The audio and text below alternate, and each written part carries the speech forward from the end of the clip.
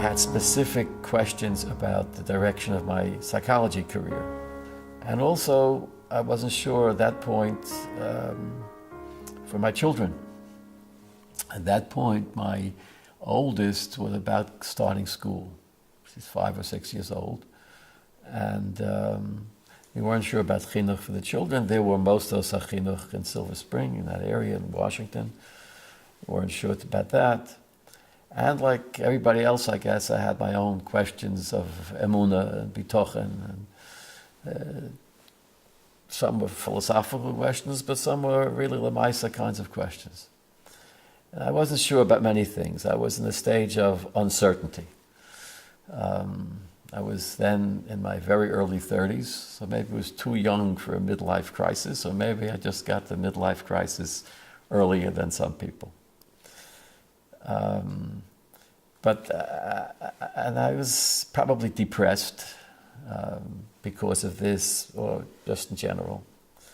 And I wasn't sure where to go. I called him up from the house, the apartment in Silver Spring. And I got through immediately to the Gabbai.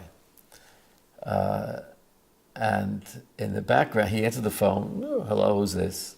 in English, if I'm not mistaken.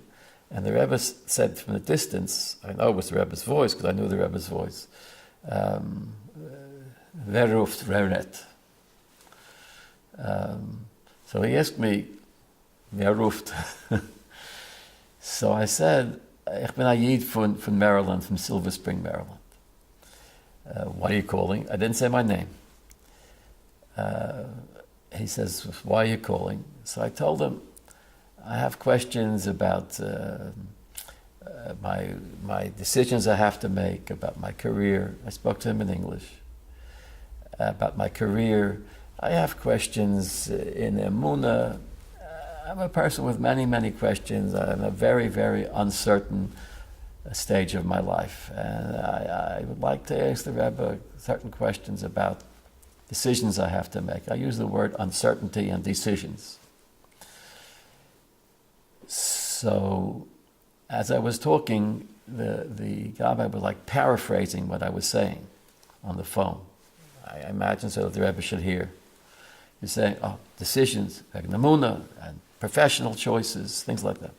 And I could hear the Rebbe say in the background, "Zogim as es is do a Yid in Maryland, zu wem soll reden."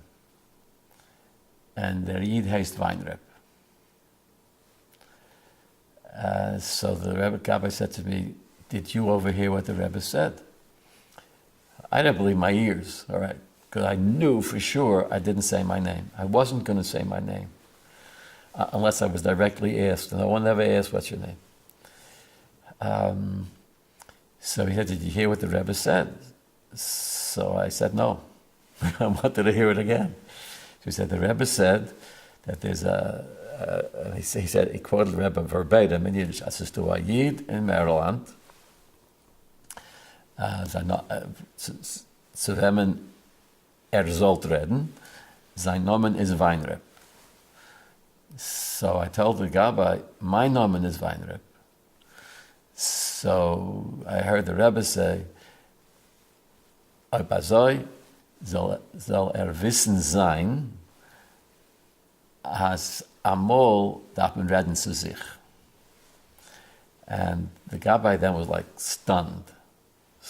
I mean, you can hear, he just stopped, he short of breath. He said, "The Rebbe said that sometimes it's best to talk to yourself. Is your name Weinreb?" So I said, "Yeah, my name is Weinreb, but maybe the Rebbe means a different Weinreb."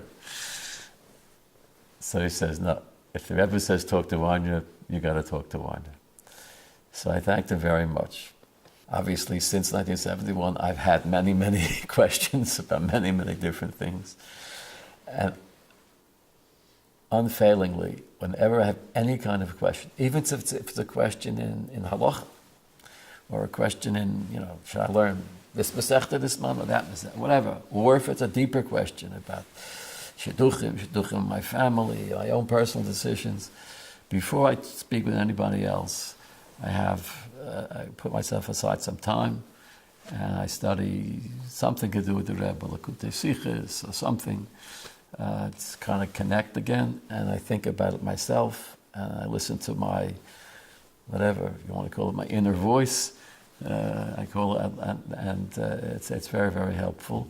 And I've encouraged other people, before you go asking this and that other person, whoever it is, a Rebbe, a Rav, first talk to yourself. Listen to what you have to say about it. Sometimes that's the best answer.